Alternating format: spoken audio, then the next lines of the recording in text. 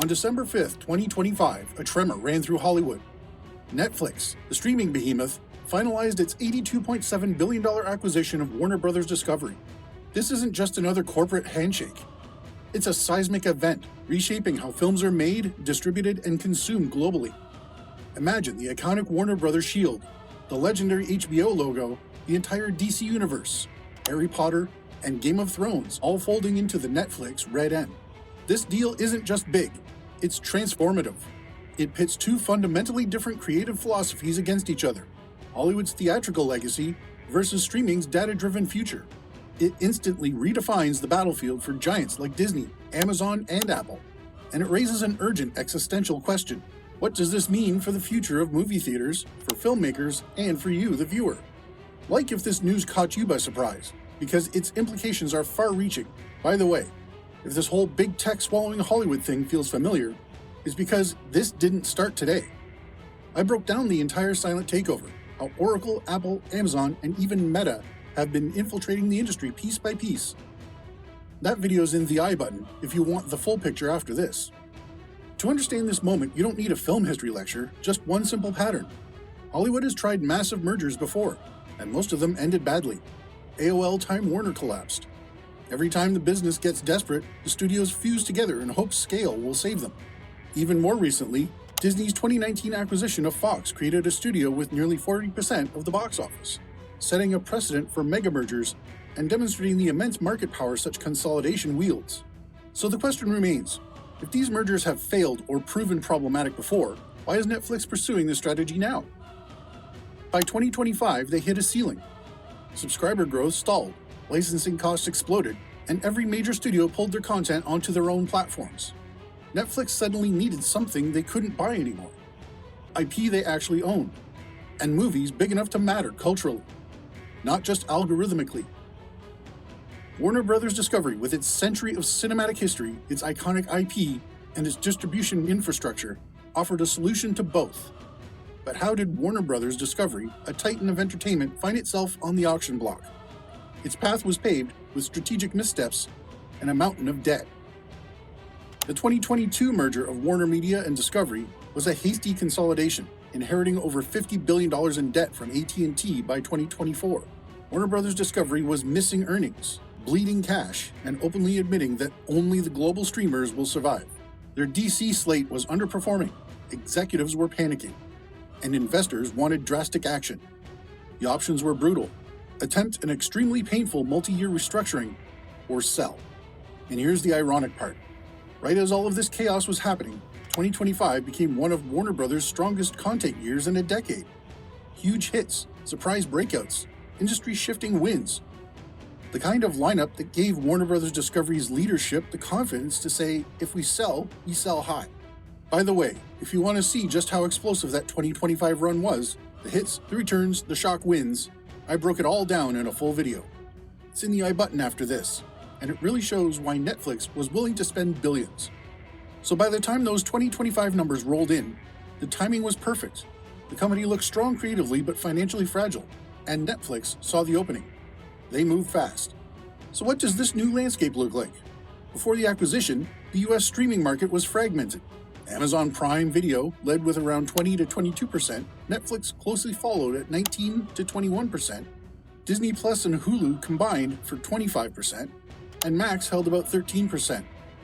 After this deal, Netflix Warner Bros. Discovery commands a staggering 32 to 34% market share. They now possess the deepest content library in the industry, from Harry Potter to Game of Thrones, and the theatrical distribution Netflix always lacked.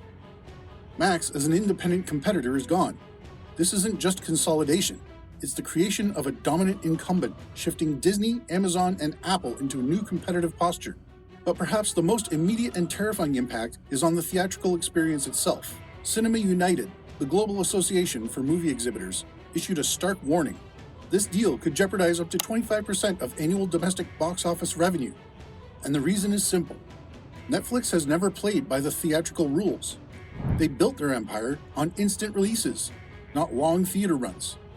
Now they're promising to keep Warner Bros. Discovery films in theaters through 2029, but insiders don't buy it. If a massive DC movie only gets a 3 to 4 week run, the whole system gets squeezed. Independent theaters lose margin, major chains lose leverage, and the entire theatrical ecosystem gets pushed into survival mode. The pressure doesn't stop at theaters. It hits the creative side too. Filmmakers who once had multiple studios to pitch to now face a single consolidated gatekeeper. Netflix's greenlight process leans heavily on data. Not gut instinct, not creative risk, not artistic judgment. Algorithm projections dictate what gets made. And honestly, if any part of this takeover feels like a gamble, that's why.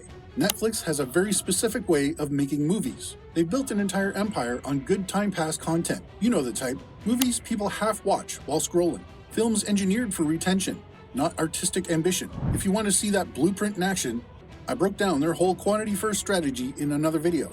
It's in the I button after this, and it makes this merger make a lot more sense. Meanwhile, directors like Christopher Nolan, someone who lives and breathes theatrical filmmaking, have already said they would never work with Netflix. He called their aversion to theatrical releases bizarre, and honestly, he's not alone. If Netflix controls development, distribution, and the release model, a lot of A-list talents may simply walk away. That means fewer creative voices, fewer original scripts, and more risk-averse decisions built around guaranteed IP. Subscribe to stay informed on Hollywood's biggest shifts. What about the crown jewel of Warner Brothers? The DC Universe, despite its struggles, is an 80-year legacy. Netflix's likely strategy will be to diversify one-off films, limited series, and streaming-first adaptations, rather than a single, coherent, connected universe. HBO, renowned for its prestige dramas like Game of Thrones and Succession, face a clash of cultures. Its $10 to $15 million per episode budgets and long development cycles conflict with Netflix's cost optimization and rapid content velocity. Netflix has pledged to preserve HBO's brand, but financial pressures and algorithmic influence could eventually dilute its unique creative philosophy. Harry Potter, however, is likely safe for the big screen, too valuable to lose its theatrical magic.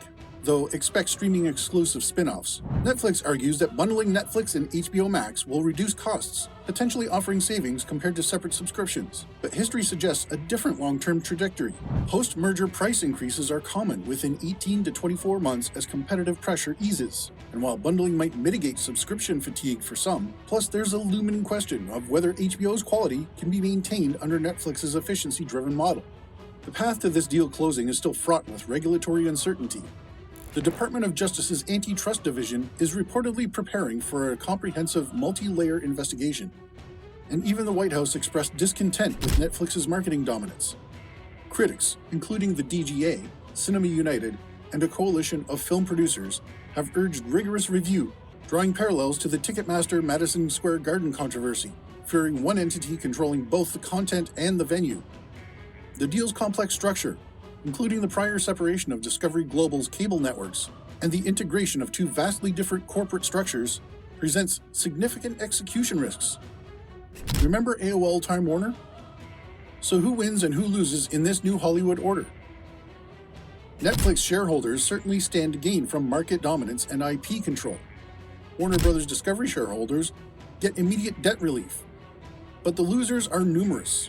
Independent filmmakers and emerging voices face fewer opportunities. Theatrical cinema faces an existential threat. Traditional creative professionals may find their craft sidelined by algorithms. Competitive streamers now face a consolidated dominant rival, and consumers, while enjoying short-term bundling benefits, will likely see price increases and potential shifts in content quality long-term. This deal forces us to ask profound questions. Will Netflix truly preserve theatrical windows?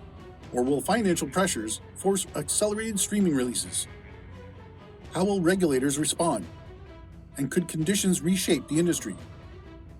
Can HBO's prestige survive Netflix's data-driven culture? What will become of the DC Universe?